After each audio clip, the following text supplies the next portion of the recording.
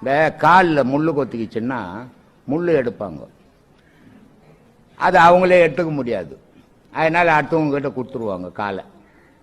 பின்ன எடுத்துக்கணும், முள்ளு எடுக்கும்போது அவன் பார்த்துக்கினே இருந்தான்னா நீ பின்ன கிட்ட எடுத்து போகும்போது காலை வலிச்சுப்பான் இல்லையா. அதனால அவங்க சொல்லுவாங்க பச்சை மரத்தை பாருன்னு. பச்சை மரத்தை பார்த்துனா இவங்க முள்ளு எடுத்துருவாங்க.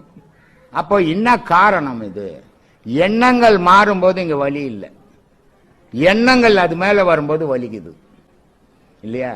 அப்போ இந்த மன எண்ணம் நமக்கு உபாதை ஆயிக்குது, நம்ம இதை பண்ணுவோமா பண்ண மாட்டோமான்ற எண்ணம் வந்துச்சுன்னா உன்னால பண்ண முடியாது. அந்த மாதிரி அரையும் குறையுமா பண்ணி அதுகிட்ட மல்லு கட்டாதீங்க. என்னால பண்ண முடியும் அப்படின்னு தைரியம் இருந்தால் பண்ணுங்க, இல்லைன்னா விட்டுடுங்க.